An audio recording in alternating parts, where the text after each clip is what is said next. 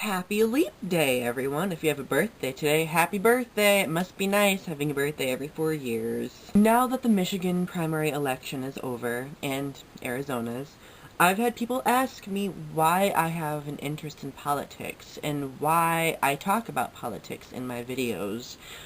Well, the simple response to that question is, why not?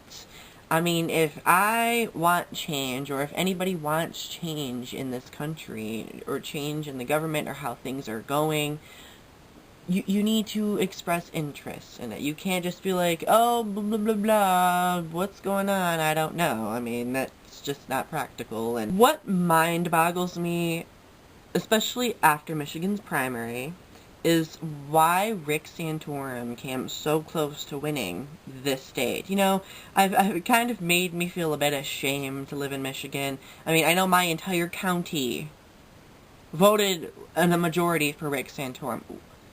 Really? Like, I honestly don't people, when it comes to politics, you need to be informed, and you need to know what's going on and who these people are.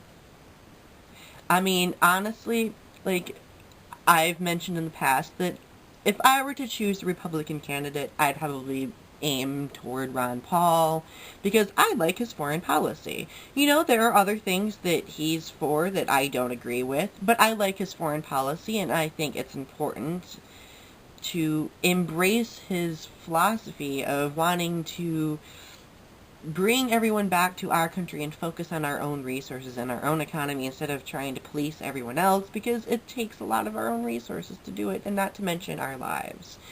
But I'm not going to get into that.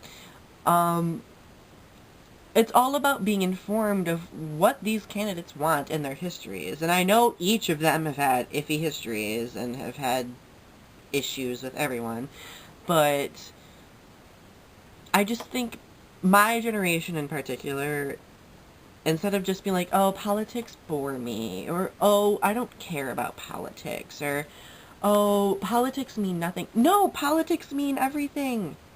Do you, like, especially to the LGBTQ community, people, if you want laws against bullying, if you want things supporting same-sex marriage, if you want gay rights, gay adoption rights, all of that stuff, you need to, like, show some sort of investment in politics in order to create this change. You can't just expect the change to happen instantly.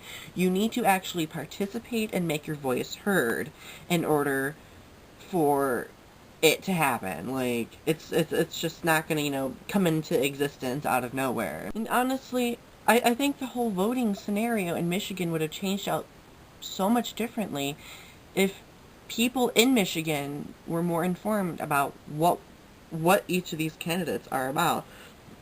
I mean, women. Rick Santorum doesn't want rights for you. He wants to take half of your rights away. He thinks pretty much you should be at home barefoot and pregnant and bearing children. I mean, are we going to, you know, throw ourselves back to the 1800s when that's all women were good for? No, I mean, and while I do agree with him that family is important,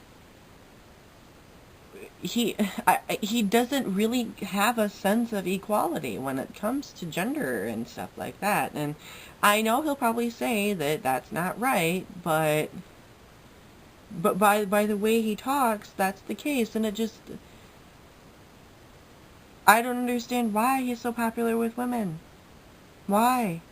Like legitimately, I'm asking you why. Actually, why is he so popular in general? Give me a damn good explanation as to how he would make a great president. And from the looks of it, he wants to create a theocracy. He doesn't want to maintain a democracy. I mean, not to get all political and stuff, but people need to seriously start looking at these people that they're voting for and be like, what the fuck? Trying to figure Michigan out, or for the people in Michigan, is like trying to figure out why a turkey stares up in the sky when it rains and drowns itself. Like, there is no logical explanation for it. Well then. End rant. keep an eye on March's issue of Diversity Rules magazine. I am getting another article published.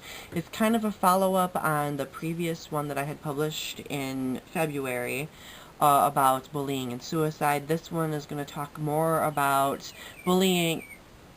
That's my bird clock, if you're wondering. It's 11.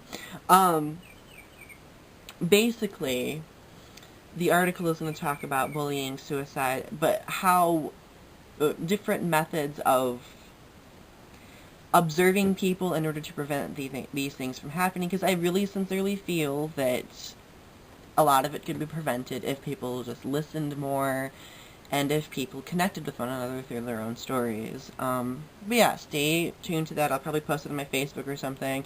And if you want, subscribe to my channel. I have 277 subscribers. Yay! Thank you everyone for subscribing. I love you all and I really appreciate all the support. I'll post a link below to my Facebook if you want to follow me on Facebook too. And if you're experiencing blizzard-like conditions today, like I am, be careful when you're driving. Bye.